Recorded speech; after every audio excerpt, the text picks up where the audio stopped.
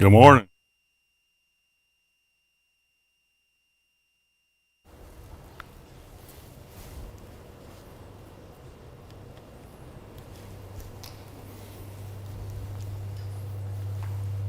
I need to back up a little bit.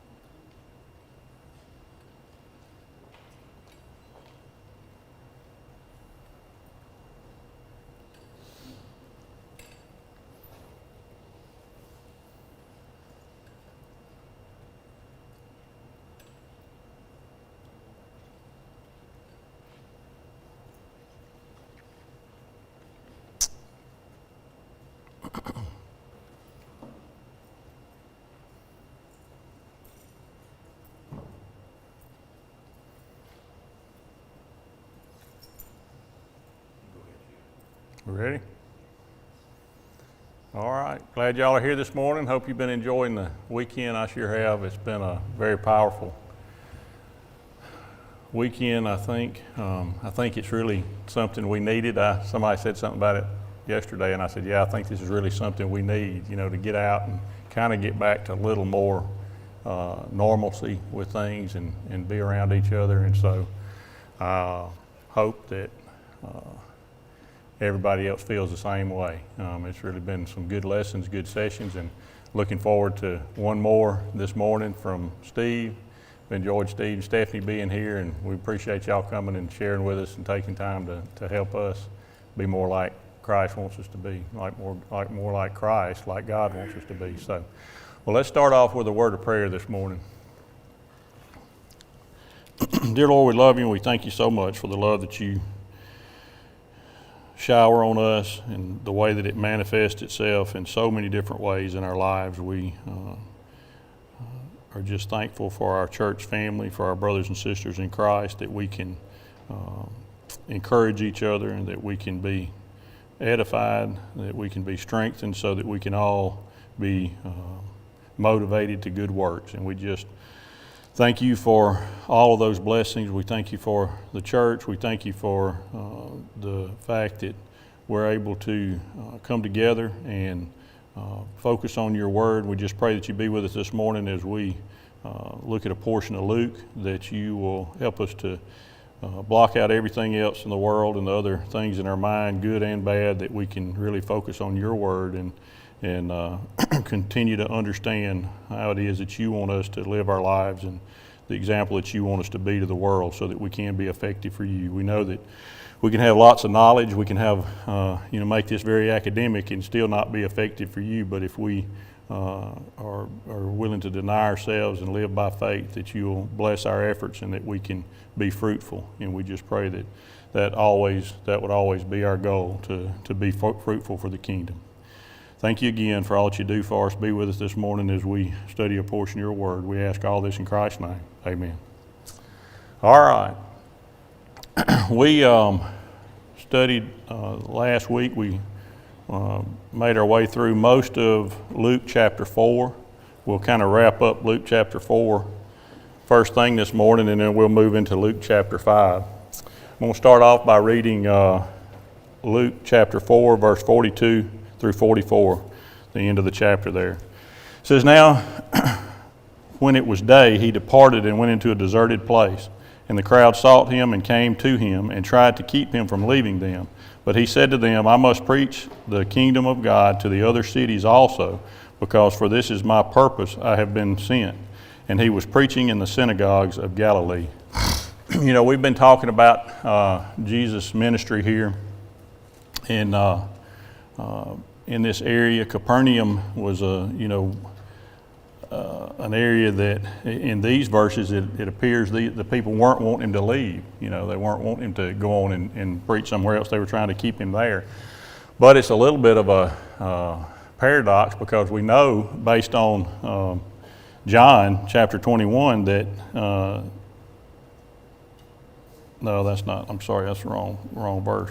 In Matthew chapter 11, that that Capernaum really rejected Christ. And if you look at that verse in Matthew 11, 23 and 24, it says, "And you, Capernaum, who are exalted to heaven, will be brought down to Hades. For if the mighty works which were done in you had been done in Sodom, it would have remained until this day. But I say to you that it shall be more tolerable for the land of Sodom in the day of judgment than for you." That's a pretty strong statement. I don't know how you could get much stronger than that. So we see a little bit of a paradox here in these people. Were there some that wanted Jesus to stay with them for the right motives? Hopefully, probably.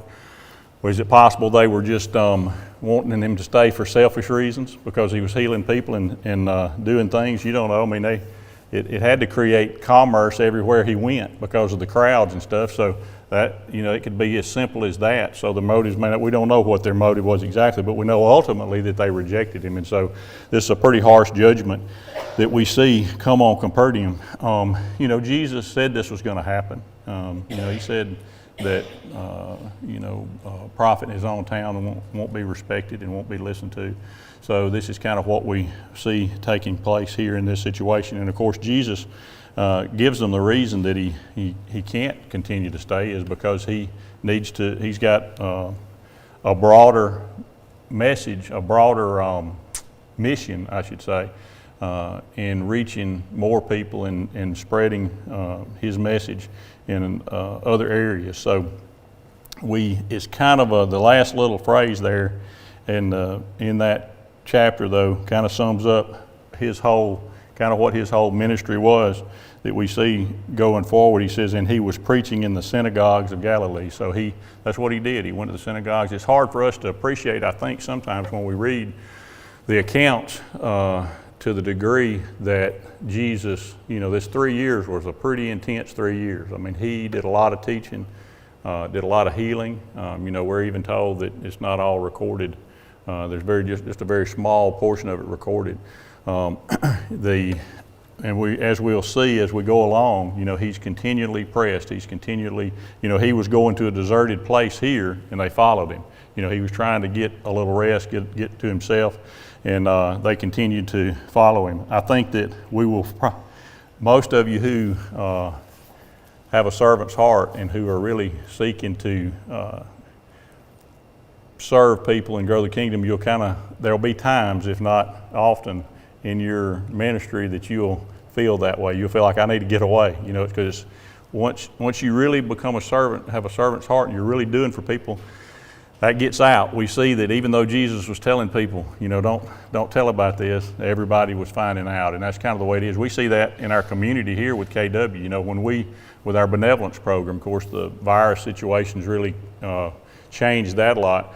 But we see, the community knows about Kensington Woods Church of Christ and that they will help you, Now, they also know that if we're going to help you, we're interested in your spiritual well-being, so there's going to be a spiritual component of us helping you.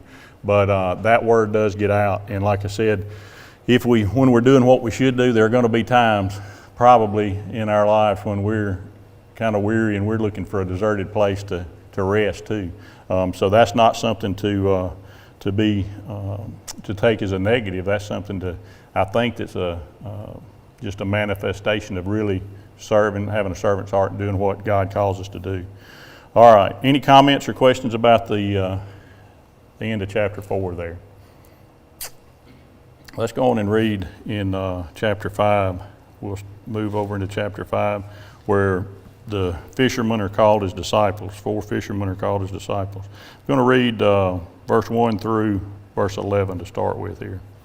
Follow along with me. It says, so it was as the multitude pressed about him to hear the word of God that he stood by the lake of Gennesaret and saw 2 boats standing by the lake.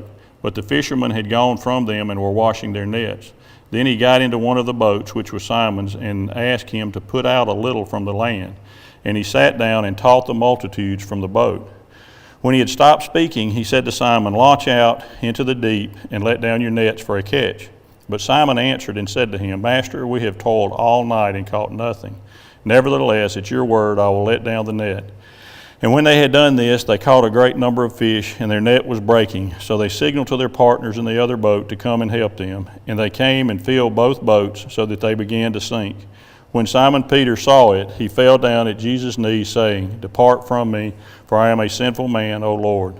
For he and all who were with him were astonished at the catch of fish which they had taken.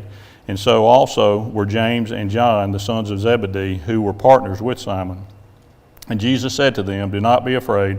From now on you will catch men." So when they had brought their boats to land, they forsook all and followed him.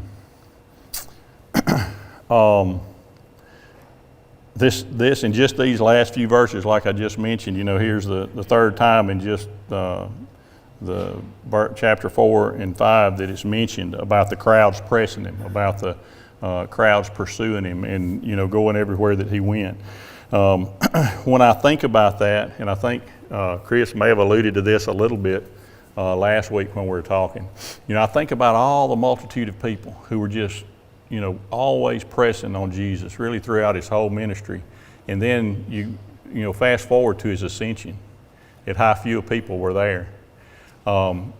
So I think, you say, well, that can be a discouraging point. Well, to me, that's a very encouraging point, in that we need to understand, like I said, we talked a little bit about last week, it's easy to get discouraged when we're working and we're trying to reach people, and we're being evangelistic, and we're being servants, and we're doing the things we're supposed to do, and sometimes it just doesn't seem like there's much results. Jesus had that same experience. So as Christians, we shouldn't let it be a discouragement to us if we don't see the results maybe that we think we ought to see. Now, I do think we can't use that as an excuse. We can't let that be an excuse for not accomplishing anything. We need to use it as a motivation to look at our tactics, look at our methods, look at what we're doing, and is it being effective for the culture that we're in and the environment that we're in. But the bottom line is that we need to make sure that we need to recognize and not be discouraged, when maybe we're not having all the results that we would like to have, because God gives the increase. He's the one that gives the increase. It's just up to us to plant and water.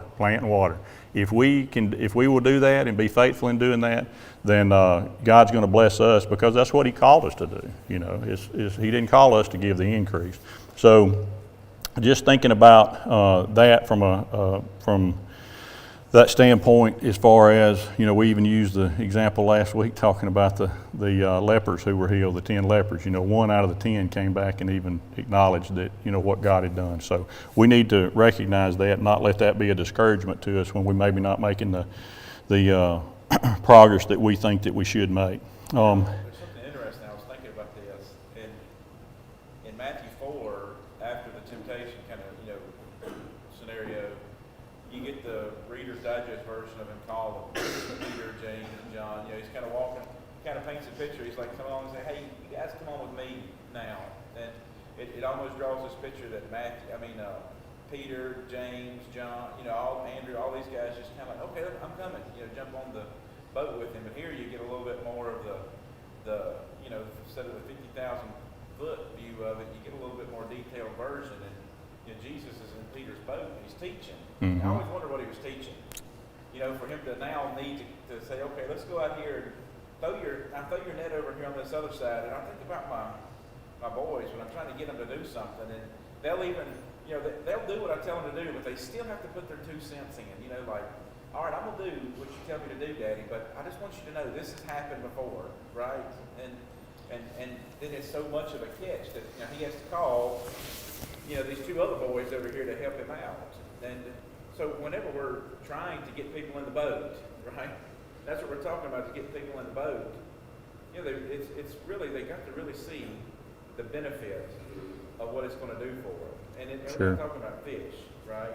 But they got to see the fish. They got to see what the benefit is.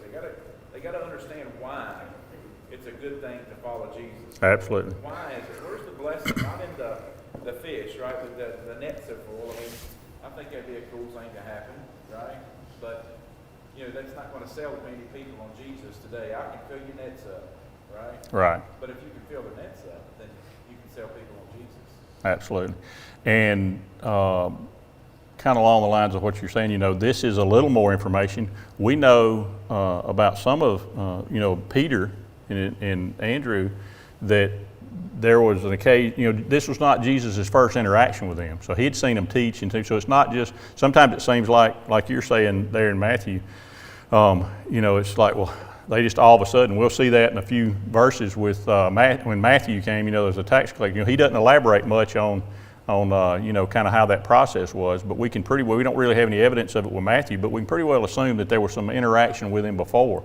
But that process that Jesus went through in terms of our interaction with him and teaching and stuff, that's the reason that when it did kind of come to this point, that when he did this miracle, it was kind of the, you know, aha moment evidently for them, you know, to make this decision. Because we see a couple things. Jesus really is pretty masterful in what he does here. You know, these crowds are pressing, so he kind of does a couple things there, you know, by getting in the boat and move it offshore a little bit. He kind of gets to where he can speak to them better and can be you know, not pressed upon, but able to communicate with them. And he puts himself in a position to do what he does, you know, later in you know, doing the miracle with the fish. And so, you know, we see that, you know, by he's kind of accomplishing a couple of things by what he does here. And it's really pretty neat to look at and think about just the ingenious methods that Jesus used along the way to put himself in the right position. When he does kind of along the lines of what Chris is saying here. You know, he asked Peter to go ahead and push the boat out into deeper water. And I think that kind of is a parallel for us, you know, because not only was he fixing to ask Peter to put this boat physically into deeper water, he was fixing to ask Peter to make a deeper spiritual commitment to him, you know, which is kind of what you're alluding to, you know, that we see happen here. And, you know, and it's really, I think the same is true for all of us, you know. Jesus, you know, that's what Jesus is asking us to do, make a deeper spiritual commitment, push out into deeper water. Is there a point at which, and Steve kind of alluded to this in some of his lessons, you know, is there a point at which we retire? You know, that's just not a biblical concept of, you know, okay, I've done enough. You know, that's not there. So this is true for all of us. I mean, a person who's not a Christian pushing into deeper spiritual waters to become a Christian, a person who's a new Christian pushing into spiritual waters to become more mature, a very mature Christian, you know, pushing deeper into spiritual waters to be better equipped and learn more and deeper so that we can be more effective in the kingdom. So all of these, you know, this is something that I think fits for us, you know, as well. It's not just Peter that he's talking to here. He's talking to all of us and calling us to this deeper relationship with him. So it should be something we're continually working on, to be drawing closer to him and having better understanding and being able to better articulate. You know, Jesus was a great master communicator. You know, it's incumbent upon us to work on our communication skills, to be able to get the points across, to be able to use the analogies. You know, he taught with parables. You know, we should, you know, we can teach with his parables, of course, but there are modern day cultural analogies that we can make that really hit home with people a lot of times when you're talking to them. So it's something that we as Christians need to continue to work on and to, you know, work on ourselves to make ourselves deeper spiritually. Yes, Miss Lana? I need to apologize to you. Last week I answered a question you didn't ask and didn't answer the question you did ask. So I just misunderstood you, but maybe if that happens again, I hope somebody will correct me, but Well, I apologize. not over here. Huh? They said overseers, not over here. That's right, over here. The hearing is not my strong suit, so. Yeah, like Chris was stating and what you have stated too, Jesus taught in parables so that his disciples could understand more. It's just like the fisherman was fishing in one spot and they did not catch anything, and he told them to cast their nets in another spot. And here, like you stated, they could not even bring their load or pull their load in, the fish. It was so many. And he was teaching them in that example that you fish in one place, but you follow me, and what I teach you, and you will be endowed with His word and what needs to be done. He told them, I'll make you fishermen of men. Absolutely. That's a great point in that a couple of things there I see is that he's teaching them obedience, to be obedient to him and what he commands, and that it's going to pay off if we'll be obedient to him. It's an analogy that they can certainly understand, right? Because, I mean, being fishermen, it's something, and kind of like what I was just talking about, there are modern day analogies that we can use that maybe people can understand a little better that apply to them. There's always, that's the case. The other thing to think about is if you're going fishing and you're not catching anything, are you going to stay there? You're going to move, it's because that's the thing to think about from an evangelistic standpoint. If we're, and just an example, a family member that I might have in my family that I'm working on, that I'm trying to reach and I can't, I think that it's not a good steward of the blessings that God's blessed me with in terms of talents and the energy and stuff to keep beating my head against the wall with the same person. I've heard people say, talk about us going to foreign fields. I mean, going to Africa or Honduras or different places, say, well, why you go? There's lost people here. Why you want to go way off over there? Well, in a great sense, the fishing is a lot better over there. Those people aren't in such a lap of luxury that they don't want to hear about God. So, we just have to be smart about what we do. And the same thing is true just within our life. We need to be smart with the resources we have, smart with the energy we have, and the effort we put forth. So we don't keep fishing in a hole that we're not getting any fish out of. We want to go fish in a hole that we can catch some. So a lot of lessons, a lot of applications there, Miss Lana, that you're exactly right. Am I kind of back feeding or something? Okay. But fish right where you know what you're doing.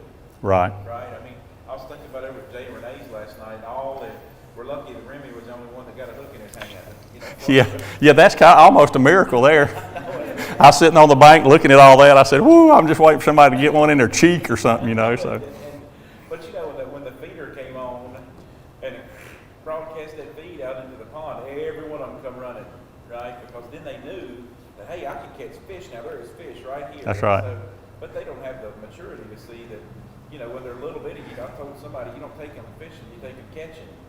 And so wherever you're at, if you're the little bitty guy, just do exactly the best that you know what to do. Fish right where you can fish at. That's right. That's right. Your best. That's right. That's exactly right. I think about when we look at what Peter's doing, what Jesus demonstrates here with Peter and the others. I think about what I think Jay's point about God is looking for the best place to invest His blessings. I thought that was a great point. He's looking to invest His blessings where they're going to pay off. And it kind of goes back to the parable of the talents. The person who doesn't use what he has is not going to be blessed with more. And so we have to think about that. I mean, Peter here, Jesus made a pretty good pick, didn't he, with Peter and these others when he picked where to invest his blessings in. And so this blessing that this miracle of these fish was something that was very tangible to them, and it was overwhelming. It was something that was pretty significant in them recognizing it and seeing it. And so I think that we see there that's true. As Jay was saying, that God's looking for a place to invest His blessings where He's going to get great return on them. So we need to think about that. We need to be trying to make the most of what we have and for the kingdom. And if we'll do that, then God will continue to bless us. Jesus taught many lessons here. In 43, he said he was to plant the kingdom in other places. He had planted the seed, and of course it was up to them to grow that seed, of course. And then he went on, and then he would demonstrate who he was, show his power that he was the Son of God. Nobody else could do these things. He demonstrated that to Peter. But he would preach the kingdom, and then he would plant that seed, and then he would move on. And he'd demonstrate during that time who he was. Absolutely. And they were without excuse, weren't they, Brother Ken? I mean, they were without excuse. Right. they had all that. I mean, they had all the evidence that they needed, and just because of their attitude, were not willing to accept Christ as being the Messiah. Another thing about looking at Peter here, was Peter really excited about doing what Jesus said? It's kind of what Chris was talking about a while ago. Everybody, kids want to put their 2 cents in. They'll do it, but they're not real excited about it.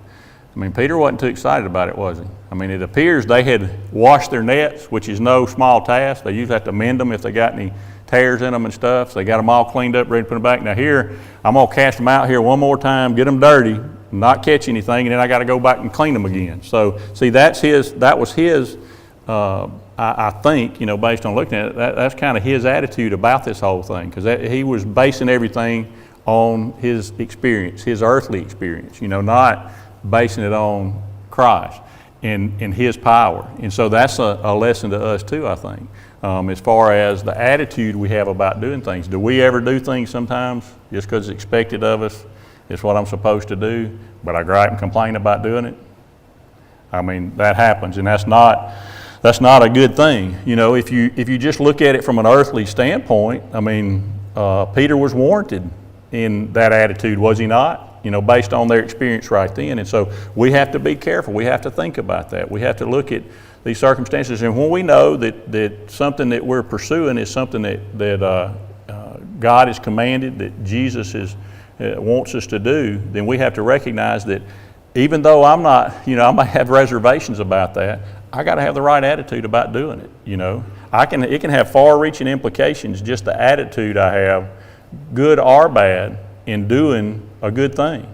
So, because just doing the right thing, I mean, doing the good thing with a bad attitude is probably better than not doing it, but I'm not sure how much, as far as how the way God works and the way God uses things. So, it's just even, I question, is it real obedience when we do it with the wrong attitude, when we do it begrudgingly, and we may do more harm for those around us who see us and interact with us in that process than if we just hadn't even done it to let somebody else do it that has a bad attitude. Now that's not a decision we need to make. The decision we need to make is, do I, having the right attitude. When I'm convinced that if I make up my mind I'm going to do it, then I need to do it with the right attitude. If I'm on the fence about doing it and decide not to do it, that's not a good thing. But if I make up my mind to do it, then I don't need to gripe and complain about it. I need to have a positive attitude about it. So, another thing I think that we can see that kind of goes along with what we've been talking about a lot here lately is cooperation. Working together. If Peter and maybe one other person or whoever was in that boat had been the only ones there, they couldn't have benefited from this blessing, could they? This great blessing of all this big haul of fish. They had to have some help, to be able to benefit. I'm talking about from a physical standpoint, benefit from that blessing. And I think it's that way a lot of things in life, and we don't appreciate that sometimes. But it takes multiple people being involved in a process sometimes for us really to experience the blessings that God has for us. And so I think that's a great point for us too, and an illustration for us to see that working together. Most great things. I mean, there's not a lot of great things. I mean, there's isolated incidences, but most great things are accomplished by a group of men or women, or men and women. It's very seldom that the great things are accomplished by one individual by themselves. And even when it appears that way, that's usually not the case. Even when it appears one person did something great, there's a lot of support and a lot of stuff in the background that's caused that to happen. So I think that's a great lesson for us too, is to think about, not to overlook the power of cooperation, the power of working together, in the spirit that He wants us to work together, and doing the things that He's called us to do. So I think those are all powerful things. Peter, when this happens now, what does Peter do? He falls down on his knees and repents and says he's not even worthy to be around Christ. Why did he do that? Why do you think he did that? Why did this great miracle motivate him to say those things? I think that it's because he recognized what we just talked about. He recognized that his attitude was not good, that he was doing what he did begrudgingly, and just going through the motions. I don't think it was even on his radar that there was fixing to be any kind of miracle or that Jesus would do anything. He was stuck in the earthly mode of just grinding out a living and doing what he does, and had forgotten about even though he'd seen Jesus do miracles, he'd forgotten about the miraculous power of Jesus. And so I think sometimes we get in that rut too, to where we're kind of just grinding it out, and we're not thinking about and appreciating the power of God. And I know you say, well, I know God's power. I know we know that, but sometimes we conduct ourselves in a way that doesn't illustrate that. We do things that show that we really have kind of forgotten about how powerful God is and what God can do. So I think we need to, I think we see that in his, in Peter's repenting and his recognizing that he should have had a different attitude about what he was doing. Man, I mean, as Christians, I mean, our life of service ought to be one of joy. I mean, it ought to just be every day, like the birds singing. I mean, get up and just, that, one thing that does is it drives people crazy, how you can be struggling with stuff and then be, happy and deal, happiness is contagious. That's right. So, I mean, that's the thing. Again, back to attitude. It's so much about having the right attitude about things, even when they're not going like we think they ought to go. Sometimes we may think things aren't going good, and it's going exactly the way it needs to go to reach the end that God has for us to accomplish. Whatever that is. I've just seen too many times in my life and even from a leadership standpoint, when I'm convinced, this is the path that we need to take. This is what we need to do. And if it were up to just me, that's what we would have done. But God has wisdom in an eldership, in a leadership that's not just one person. And we wound up doing something different, and I'm like, well, that's not, that may work, but that's not the best thing. And then it comes to fruition, and what we wound up doing is exactly what needed to happen. And I was wrong, even though I was absolutely convinced, and I'm not talking about any kind of huge doctrinal issues or whatever. I'm just talking about just making decisions about what moves us down the road further in terms of being effective as a church and reaching people and the kingdom growing and those kind of things. So I guess from that standpoint, it is certainly a doctrinal issue. But I'm just saying there's just things we don't need to get too hung up on that. We need to make sure we got the right attitude, to really accept what we do and the work that we do and the service that we provide as a joyful thing. It's something that's, to do without complaining, to do that we enjoy and appreciate, even when it's not necessarily exactly like we think it ought to be. Does that make sense? Any comments? Jim, Yes, sir. when we are faced with the glory of God, with the glory and the power and the majesty of God, the natural reaction to that of a person with a good heart is to fall down. It is to repent, is to elevate Him. And it makes us little again. It puts us in our spot. It's what happened to Isaiah. Remember in Isaiah 6 when he encountered God in his temple and saw the majesty. And he said, I'm an unclean man. I don't deserve any of this. But tell me what to do. That's exactly the reaction of Peter.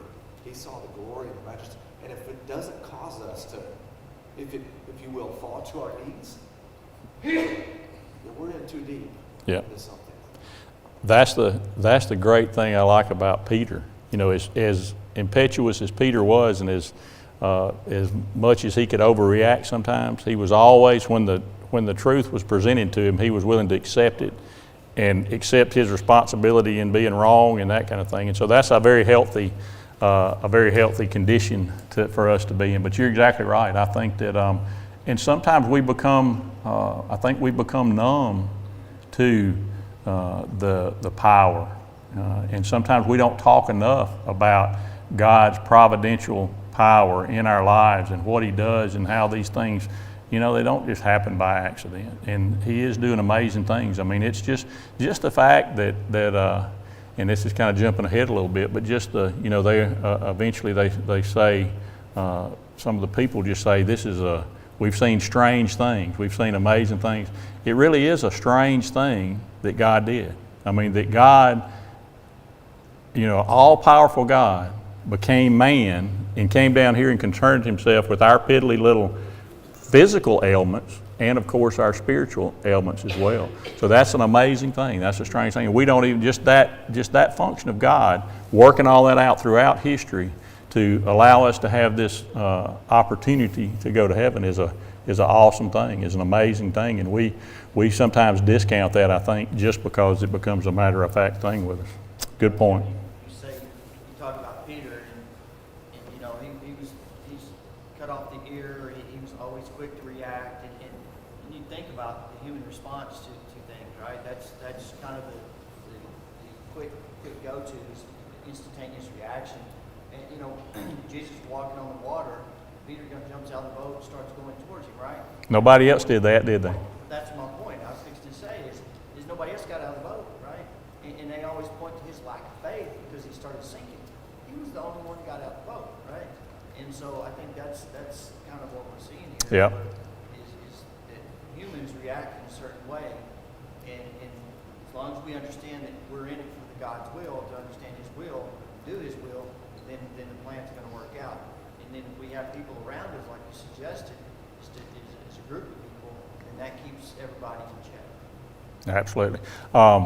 Were the disciples, the apostles even, if you just look at the apostles, were there a lot of different temperaments among it was. And the thing is, as Peter, some of the things that Peter is most criticized for was really an attribute about his personality that helped him be very successful as he continued to work for the kingdom, because he was, he'd make it happen. We all have different personalities, and so sometimes we are critical of others because they don't act or do just the way that we would, and sometimes that's warranted.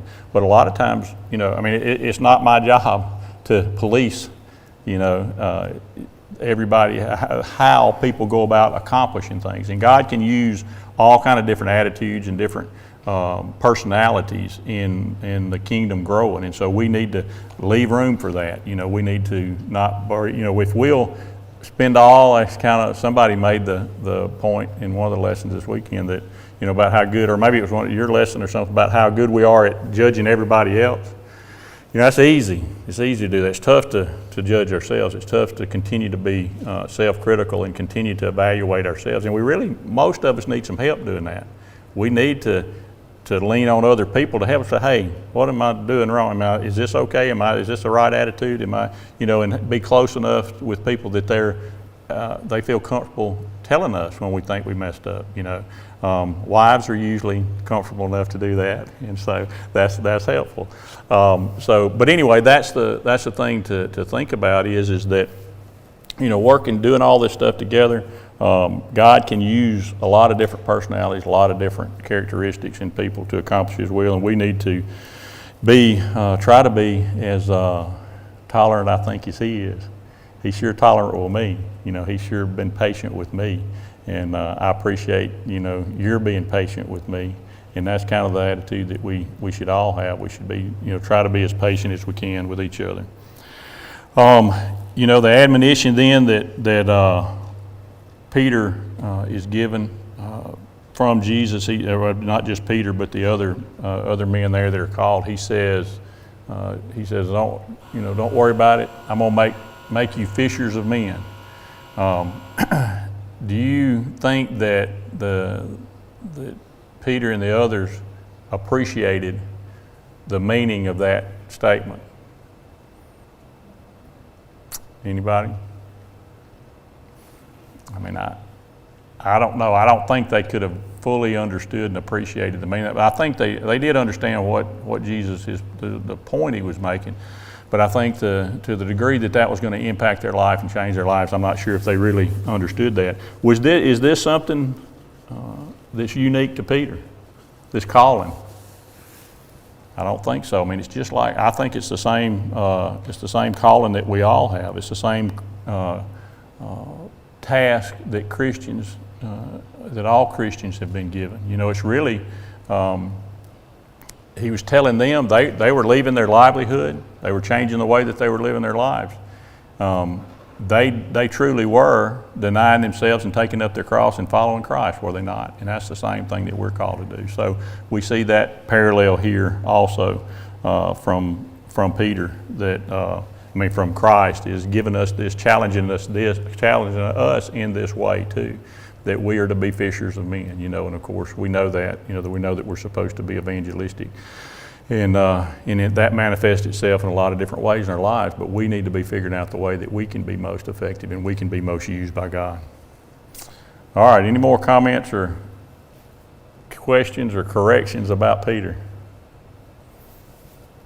If not, we don't have much time left, but let's go ahead and just read the verses about the leper, about cleansing the leper, and we'll talk about that a little bit in the remaining time that we have. Luke chapter 5, verse 12 through 16. It says, "And it happened when he was in a certain city that, behold, a man who was full of leprosy saw Jesus, and he fell on his face and implored him, saying, Lord, if you are willing, you can make me clean. Then he put out his hand and touched him, saying, I am willing, be cleansed. Immediately the leprosy left him, and he charged him to tell no one, but go and show yourself to the priest, and make an offering for your cleansing as a testimony to them, just as Moses commanded. However, the report went around concerning him all the more, and great multitudes came together to hear, and to be healed by him of their infirmities. So he himself often withdrew into the wilderness and prayed." Again, we see this idea of him being pressed by the people because of these miracles and things that he's doing. He was telling these people, don't tell anybody. The word was getting around anyway, so even limiting it to the degree that he was trying to, it was still such that it was almost, unmanageable for him, with the people pressing and things. This leprosy thing, I don't know how much you know about leprosy. It was a pretty bad thing. It was pretty much a death sentence at this time. It was a miserable death sentence. The way that you were going to die by basically just rotting away. Your hands and your feet, your nose, and so it was a very painful way to die. So it was something that it's a pretty remarkable thing if you could be healed of this, especially in this time. The leper had faith. He knew Jesus could do it. He just said, if you will, if you will, you can do it. I know that you can do it. So he certainly had faith. Jesus, just touching this person, made himself ceremonially unclean according to the law. And I think there's a parallel for us there too. If you're really trying to help people, it's going to get dirty sometime. It's not neat and clean and easy. We can have all these kind of theories about the best way to do this or do that, but if you get involved in people's lives that are struggling and messed up and you're trying to help them, you're going to wind up getting unclean at some point. You're going to, and I don't mean that from a sinful standpoint, I'm just saying from a struggling standpoint, from a hardship. I mentioned last week, just talking about it, we all have a certain amount of emotional energy that we can expend. And helping people and being a servant, it takes some emotional energy. And so you're going to be drained. You're going to be, doing that is going to be something that's going to draw on you. Now, we know that God's strength, His grace is sufficient to help us be able to do that. But the point is the practical matter is that we're going to be, there are going to be times that we're going to kind of get bogged down, and we're going to even mentally have anguish associated with trying to help people and those kind of things. So this idea of ceremonial uncleanness, I think that happens to us as we serve the way that we should. Was that second bell? Okay. All right. Thank you so much. I appreciate your comments. I hope you're picking up some things that'll encourage you in our lessons. Thank y'all.